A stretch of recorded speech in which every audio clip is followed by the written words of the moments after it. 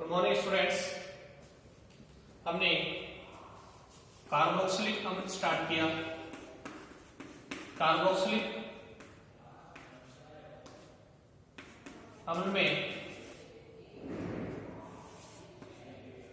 हमने इनकी संरचना एवं बंधन देखा और हमने पाया कि कार्बोक्सिलिक अम्ल में दो समूह जुड़े रहते हैं, एक कार्बोनिल और दूसरा हाइड्रोक्सिल। ये दोनों समूह एक दूसरे की क्रियाशीलता को प्रभावित करते हैं। एक हाइड्रोक्सिल समूह के ऊपर एकाकी इलेक्ट्रॉन युग्म होते हैं ऑक्सीजन परमाणु पर। अब आपको पता है कार्बोनिल समूह में ऑक्सीजन की उद्दीपकता कार्बन से अधिक होती है, इसलिए इलेक्ट्रॉन ऑक्सीजन की ओर मूव करते हैं। लेकिन ऐसी स्थिति में ये कार्बोनिल कार्बन इलेक्ट्रॉन न्यून हो जाता है और ये ऑक्सीजन के लोन पेयर को अपनी ओर आकर्षित कर लेता है। इससे क्या होगा, ऑक्सीजन पे क्या आएगा, धनावेश, और ये इस प्रोटॉन को अपनी ओर आकर्षित करके कार्बोक्सिलेट आयन बनाता है। ठीक है, तो कार्बोक्सिलिक अम्ल से ज्यादा स्थायी कौन होता है?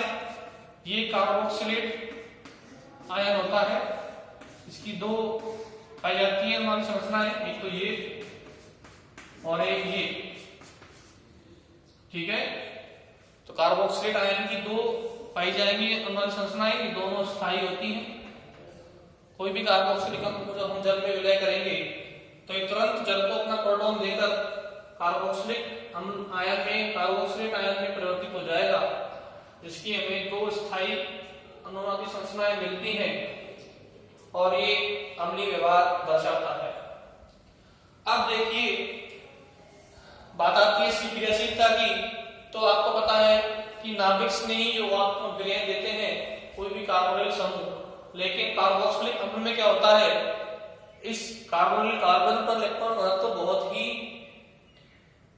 कम नहीं हो पाता। तो रीजन क्या है, जैसे इलेक्ट्रॉन ऑक्सीजन की ओर जाएंगे कार्बन पे आया धनावेश, ये क्या करेगा, हाइड्रोक्सिल समूह के ऑक्सीजन से लोन पेयर अपनी ओर खींच लेगा।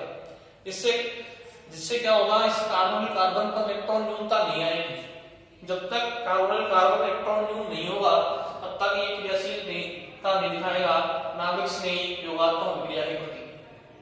ठीक है, तो ये नाभिक स्नेही यौगिकों अभिक्रिया के प्रति कम क्रियाशील होता है क्योंकि ये हाइड्रोक्सिल समूह के ऑक्सीजन परमाणु से इलेक्ट्रॉन आकर्षित करके और एक स्थायी संरचना का निर्माण करता है। इस वजह से ये कम क्रियाशील होता है। हम लास्ट में इनकी अम्ल सामर्थ्य के बारे में जानकारी प्राप्त कर रहे थे, कार्बोक्सिलिक अम्ल की अम्ल सामर्थ्य और उसको प्रभावित करने वाले कारक। हमारा टॉपिक था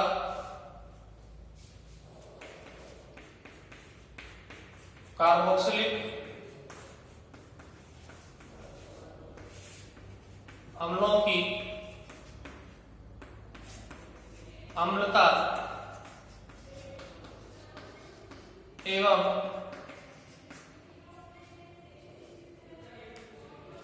अम्ल सामर्थ्य पर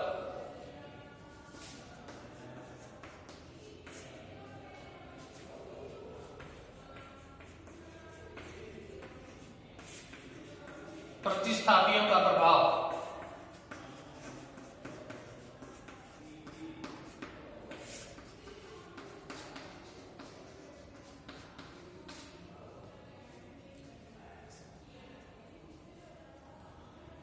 ठीक है, तो देखिए कैसे कार्बोक्सिलिक अम्ल की अम्लता पर प्रतिस्थापियों का प्रभाव पड़ेगा। तो मैंने आपको बताया था कि कार्बोक्सिलिक समूह एक अम्लीय समूह की बात करता है क्योंकि कार्बोनिल ऑक्सीजन की इलेक्ट्रॉन आकर्षित करने की प्रवृत्ति से कार्बोनिल कार्बन इलेक्ट्रॉन न्यून हो जाता है और वह हाइड्रोक्सिल ऑक्सीजन से इलेक्ट्रॉनों को अपनी ओर आकर्षित करता है, जिससे ऑक्सीजन परमाणु हाइड्रोजन के इलेक्ट्रॉनों को अपनी ओर आकर्षित करके प्रोटॉन के रूप में मुक्त कर देता है। अब देखिए कार्बोक्सिलिक अम्ल में एक संयोजकता मुक्त है। यदि हमने इस मुक्त संयोजकता से कौन जोड़ दिया, ये समूह जोड़ दिया CH3, ये क्या बन गया, एसिटिक अम्ल। क्या बन गया, एसिटिक अम्ल। अगले में हमने इससे जोड़ दिया मुक्त संयोजकता से ये हाइड्रोजन। अब क्या बन गया, फार्मिक अम्ल। अगले में हमने जोड़ दिया ये क्लोरो मैथिल समूह CH2Cl। अब ये बन गया क्लोरो एसिटिक अम्ल।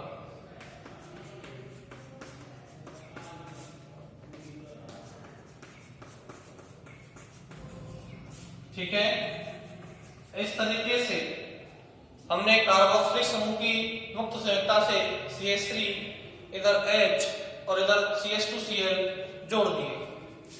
अब देखो अम्लता कब बढ़ेगी, अम्लता तब बढ़ेगी जब इस कार्बोक्सिलिक समूह से इलेक्ट्रॉन आकर्षित करने वाले समूह जुड़े हों। Z ऐसे समूह जो कि इस कार्बन से इलेक्ट्रॉन आकर्षित करते हों, तभी क्या होगा, ये प्रोटॉन मुक्त होगा। तो Z कैसा होना चाहिए, इलेक्ट्रॉन आकर्षी समूह, जैसे कि नाइट्रो समूह है। कौन कौन से, नाइट्रो हुआ, साइनाइड हुआ, हैलोजन हुआ। ठीक है, ऐसे ग्रुप जो होंगे वो इलेक्ट्रॉन आकर्षी समूह जो होंगे वो इस कार्बोक्सिलिक समूह की अम्लता को बढ़ाएंगे। और यदि हमने कोई इलेक्ट्रॉन देने वाले समूह जोड़ दिए, यानी कि कोई भी इलेक्ट्रॉन देने वाला समूह जोड़ दिया, तो वो कार्बोक्सिलिक अम्लों की अम्लता को घटाएगा। कारण क्या है, जब तक इस कार्बन पे इलेक्ट्रॉन घनत्व न्यून नहीं होगा तब तक ये ऑक्सीजन से इलेक्ट्रॉन नहीं खींचेगा और तब तक ये प्रोटॉन मुक्त नहीं होगा। ठीक है, जितना कम इलेक्ट्रॉन घनत्व इस कार्बन पे होगा उतना ज्यादा ये ऑक्सीजन इस प्रोटॉन से इलेक्ट्रॉन खींचेगा और H+ के रूप में मुक्त कर देगा। तो यदि Z कैसे हो, इलेक्ट्रॉन दाता, तो अम्लता में क्या आएगी, कमी आएगी। तो कहने का मतलब ये है कि इलेक्ट्रॉन आकर्षी समूह यदि कार्बोक्सिलिक समूह की मुक्त संयोजकता से जुड़े हुए हैं तो वे कार्बोक्सिलिक अम्लों की अम्लता को बढ़ाएंगे। यदि इलेक्ट्रॉन देने वाले समूह जुड़ रहे हैं तो वे अम्लता को घटाएंगे। देखिए यहाँ जुड़ रहा है CH3, इधर जुड़ रहा है H, इधर जुड़ रहा है CH2Cl। अब यहाँ पर Cl की रुद्रता कार्बन से अधिक है तो ये इलेक्ट्रॉन आकर्षित करने वाला समूह हो गया, जिससे क्या होगा, अम्लता बढ़ेगी इस कार्बोक्सिलिक अम्ल की। तो क्लोरोएसिटिक अम्ल में क्लोरीन परमाणु जुड़ा है जो कि -I प्रभाव दिखाता है, इलेक्ट्रॉन आकर्षी प्रभाव दिखाता है, अतः यह सर्वाधिक अम्लीय होगा। तो नंबर 1 पे क्लोरोएसिटिक अम्ल, उसके बाद ये H इलेक्ट्रॉन दाता समूह है और ये CH3 भी इलेक्ट्रॉन दाता समूह है। CH3 यहाँ पे दिखाता है इलेक्ट्रॉन +I प्रभाव, लेकिन H के इलेक्ट्रॉन दाता प्रवृत्ति बहुत न्यून होती है तो ये इसके बाद इससे कम थोड़ा अम्लीय होगा, लेकिन यह एसिटिक अम्ल से ज्यादा अम्लीय होगा। सबसे कम में कौन आएगा, CH3, क्योंकि ये इलेक्ट्रॉन दाता समूह है, इसलिए ये कार्बन के इलेक्ट्रॉन घनत्व को बढ़ा देगा और अम्लता कम हो जाएगी। तो सबसे कम अम्लीय होगा एसिटिक अम्ल, उससे अधिक अम्लीय होगा फार्मिक अम्ल और सबसे अधिक अम्लीय होगा क्लोरो एसिटिक अम्ल। ये क्या है, अम्लता का क्रम है। तो आप लिखें कार्बोक्सिलिक समूह की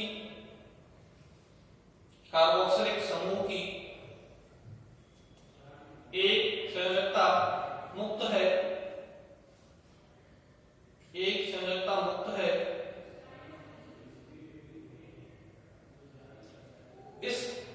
इससे कौन सा समूह जुड़ा है, इस बात से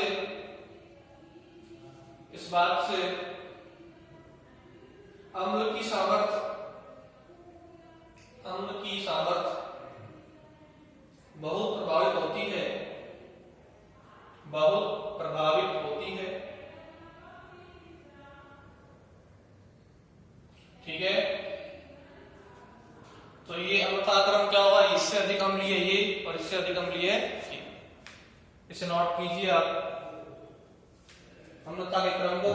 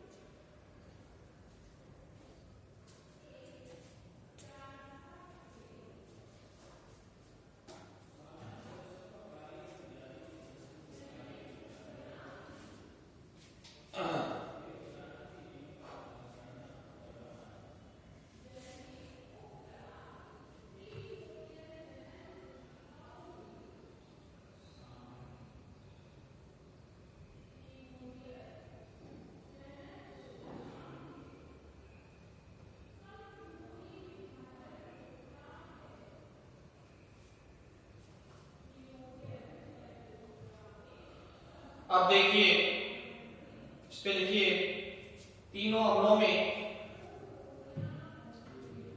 कार्बोक्सिलिक समूह के साथ, तीनों अम्लों में कार्बोक्सिलिक समूह के साथ मैथिल समूह हाइड्रोजन परमाणु, मैथिल समूह हाइड्रोजन परमाणु तथा क्लोरोमैथिल समूह जुड़े हैं। इनमें मैथिल समूह के प्लस आई प्रभाव के कारण, इनमें मैथिल समूह के प्लस आई प्रभाव के कारण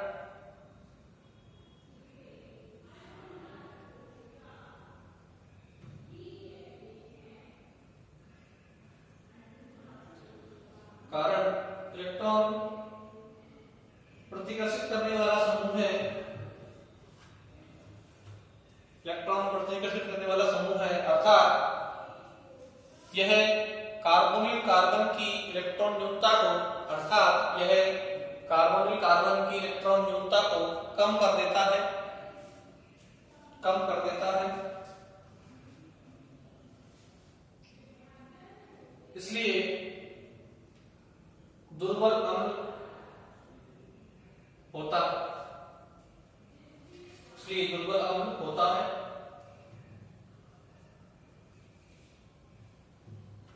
एसिटिक अम्ल सबसे दुर्बल अम्ल है, एसिटिक अम्ल इन अम्लों में सबसे दुर्बल अम्ल है।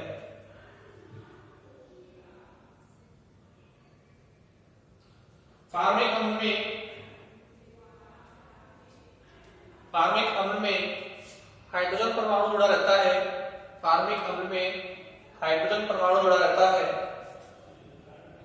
जिसकी विद्युत कार्बन से कम होती है, जिसकी विद्युत कार्बन से कम होती है।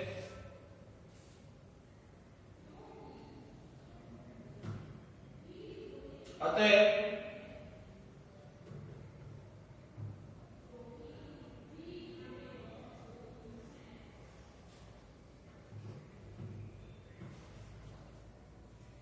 H परमाणु का प्रसारी प्रभाव मैथिल समूह से कम होता है, H परमाणु का प्रसारी प्रभाव मैथिल समूह से कम होता है।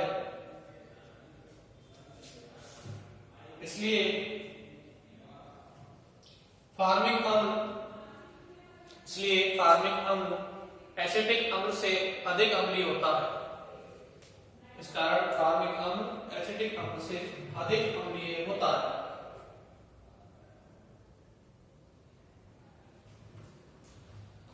क्लोरोएसिटिक अम्ल में क्लोरीन परमाणु की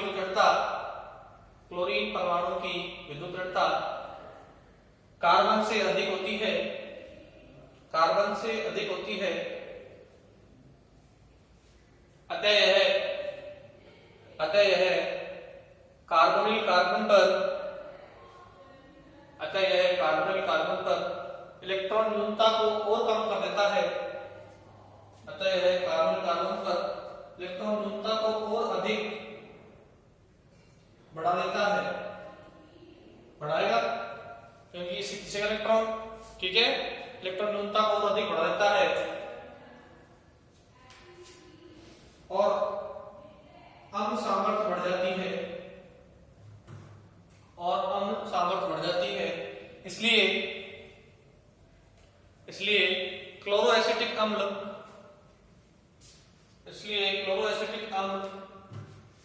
इस श्रेणी में सबसे प्रबल अम्ल है, सबसे अधिक प्रबल अम्ल है।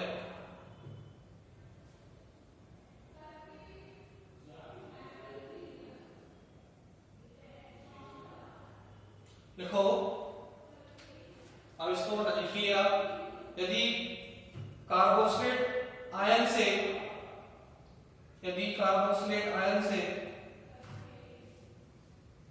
जुड़ा हुआ समूह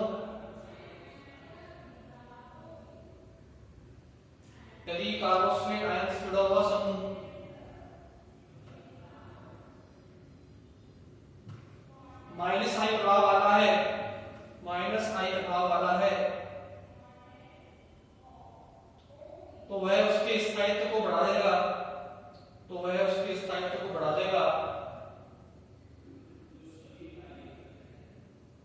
और प्रबल अम्ल की भांति व्यवहार करेगा,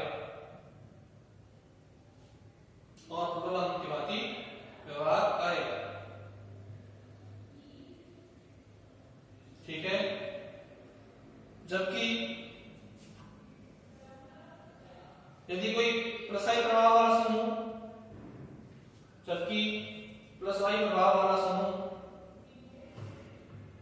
कार्बोक्सिलेट आयन के स्थायित्व को कम कर देता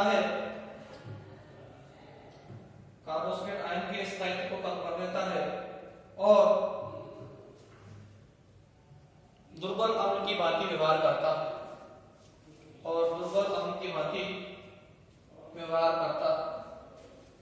ठीक है। इसको बना लीजिए आप, लिख लीजिए। यदि इलेक्ट्रॉन आकर्षित समूह है तो घनत्व को कार्बन के इलेक्ट्रॉन घनत्व को कम कर देगा, बढ़ा देगा और अधिक अम्लीय होगा। यदि इलेक्ट्रॉन देने वाला समूह है तो कार्बन के इलेक्ट्रॉन न्यूनता को और अधिक कम कर देगा, जिससे वो कम अम्लीय होगा। ठीक है, एग्जाम्पल देखते हैं। एग्जाम्पल है, मैं आपके सामने कार्बोक्सिलिक अम्ल से दो समूह जोड़ रहा हूं। एक तो जोड़ दिया मैंने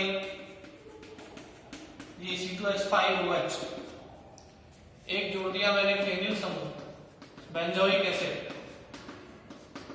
तो ये समूह दिखाता है -I, ये दिखाता है +I। ठीक है, ये इलेक्ट्रॉन आकर्षित करने वाला समूह है, और ये प्रबल अम्लीय होता है, क्या बना देगा?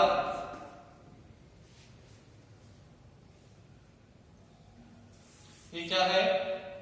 प्रबल अम्लीय, क्योंकि इससे कौन जुड़ रहा है? ये -I प्रभाव वाला समूह बेंजीन समूह, उसका नाम है बेंजोइक अम्ल।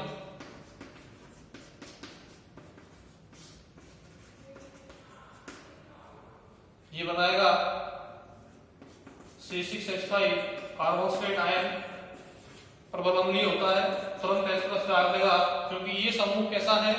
इलेक्ट्रॉन आकर्षित समूह है, -I प्रभाव वाला समूह है। ये प्रबल अम्लीय होगा और ये दुर्बल अम्लीय होगा। कौन? ये प्रोपेनोइक अम्ल। इसमें एथिल समूह जुड़ रहा है, जो क्या दिखाता है? +I, और ये थोड़ा दुर्बल अम्लीय समूह होगा।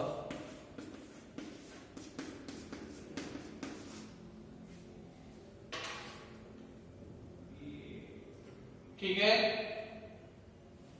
तो ये क्या है? एक दुर्बल अम्ल, और ये क्या है? प्रबल अम्ल।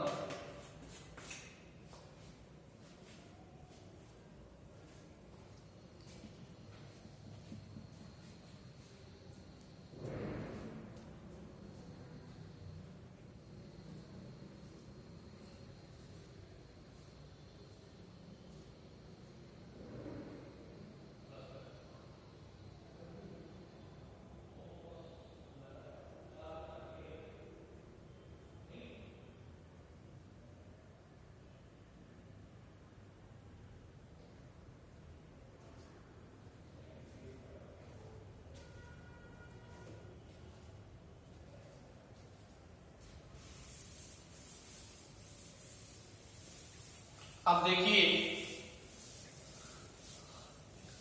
यदि अम्ल वियोजन स्थिरांक का मान जितना ज्यादा होगा, अम्लता उतनी अधिक होगी।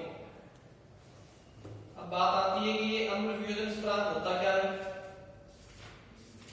तो इसके बारे में जानकारी प्राप्त करते हैं पहले, और फिर अम्लता के बारे में जानकारी प्राप्त करते हैं। देखिए, जब हमने किसी भी कार्बोक्सिलिक अम्ल को जल में घोला तो वो क्या देंगे, जल को प्रोटॉन देंगे।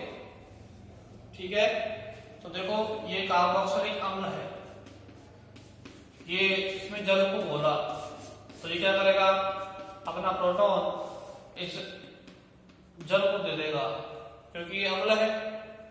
ठीक है, अम्ल क्या कहते हैं H+, और क्या बना देगा, स्थायी आयन कार्बोक्सिलेट आयन बना देगा, और ये H2+ बाहर हो जाएगा, हाइड्रोनियम आयन।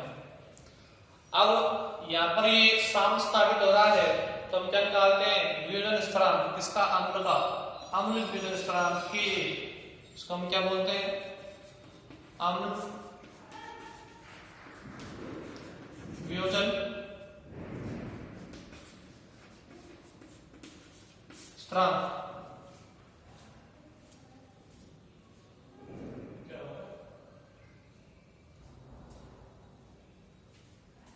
के, तो के क्या होता है, उत्पाद की सांद्रता अपॉन अभिकारक की सांद्रता। तो कार्बोक्सिलेट आयन की सांद्रता, हाइड्रोनियम आयन की सांद्रता अपॉन में एसिड की सांद्रता और H2O की सांद्रता। ठीक है, यहां पर हमने H2O को आदिक में लिया है, तो जो आदिक में लेते हैं उसकी सांद्रता पे हमारा वियोजन स्थिरांक डिपेंड नहीं करता है, ये आदिक में है। ठीक है, एक्सेस में है। तो ये वियोजन स्थिरांक किसे निकालते हैं, उत्पाद की सांद्रता, सांद्रता को हमेशा किसमें लिखते हैं, ब्रैकेट में, अपॉन में विकारक की सांद्रता। इस जल को क्यों नहीं लिखा, क्योंकि जल आदिक में होता है, आदिक में होता है तो उस पर हमारा साम में डिपेंड नहीं करता।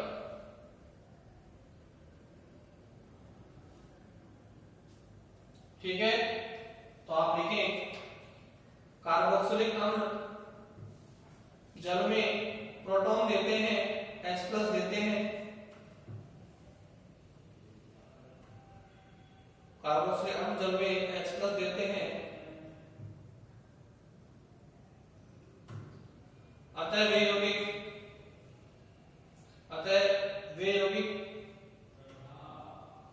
जो जल में आयनित होकर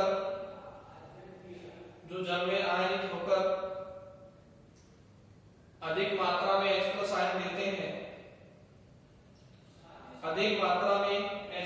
देते हैं, प्रबल अम्ल कहलाते हैं,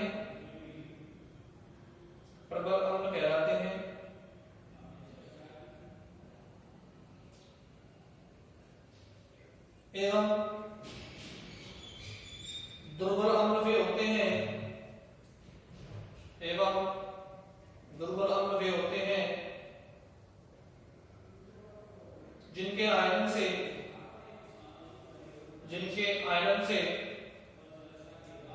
बहुत कम मात्रा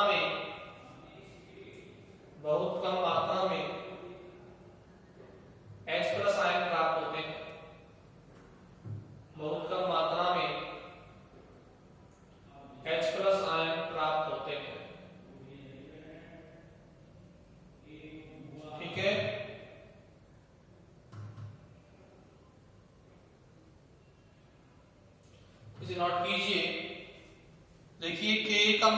ज्यादा होगा अम्लता क्या होगी, उतनी ही ज्यादा होगी।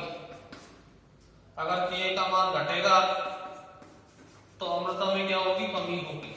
जितना ज्यादा अम्ल का वियोजन स्थिरांक होगा उसकी अम्लता उतनी अधिक होगी। इसे नोट कीजिए आप सबको।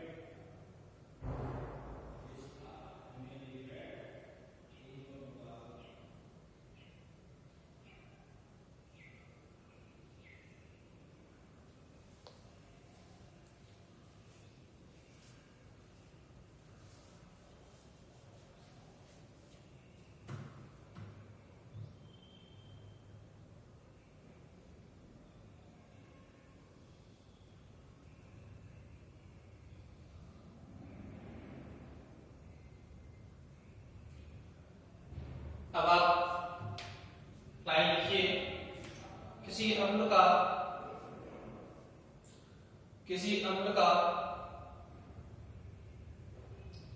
वियोजन स्थिरांक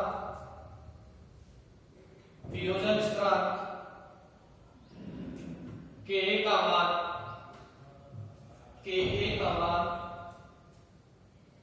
यदि अधिक हो तो वह प्रबल अम्ल कहलाता है। और यदि Ka का मान कम हो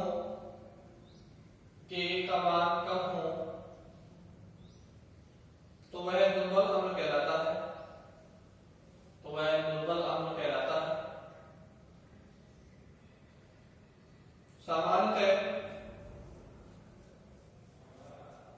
सामान्यतः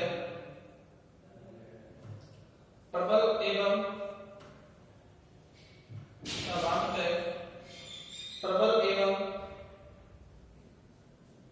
दुर्बल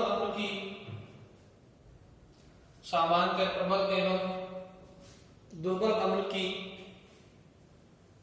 सामर्थ्य को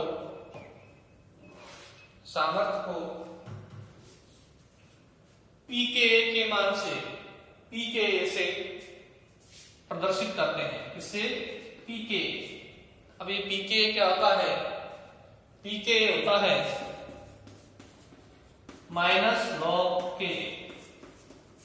K का नेगेटिव लॉगरिथम कहलाएगा pK। ठीक है, तो Ka बढ़ेगा तो pK घटेगा और अम्लता क्या होगी? बढ़ेगी। समझ में आया? pK क्या होता है? Ka का उल्टा। और Ka क्या होता है? अम्ल वियोजन स्थिरांक। K बढ़ेगा तो pK घटेगा, अम्लता बढ़ेगी।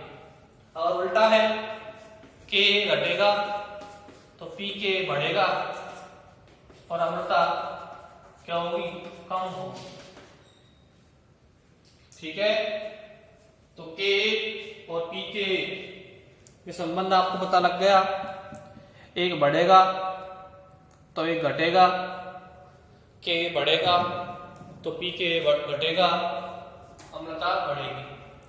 अगर आपको Ka और pK के मान दिए हुए हैं विभिन्न अम्लों के, तो आप उनको देख के भी उनकी अम्लता का क्रम डिसाइड कर सकते हो। जिसके Ka का मान सबसे अधिक है वो सबसे अधिक अम्लीय होगा, जिसका Ka का मान सबसे कम है वो सबसे कम अम्लीय होगा।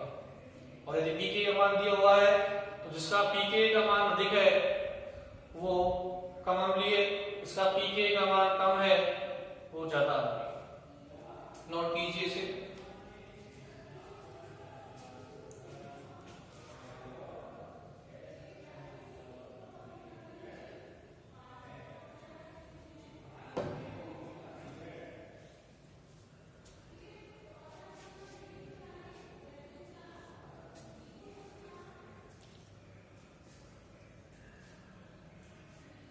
अब इससे आगे हम विभिन्न एग्जांपल्स लेंगे जिनमें के बी के की वैल्यू लिख के रखी होगी और रसायन प्रभाव मानस प्रभाव होगा। आपको उनके अनुता का क्रम देखना है कि कौन ज्यादा अम्लीय होगा कौन कम अम्लीय होगा, ये हम देखेंगे नेक्स्ट क्लास में। आज के लिए इतना ही, इसे नोट कर लीजिए आप।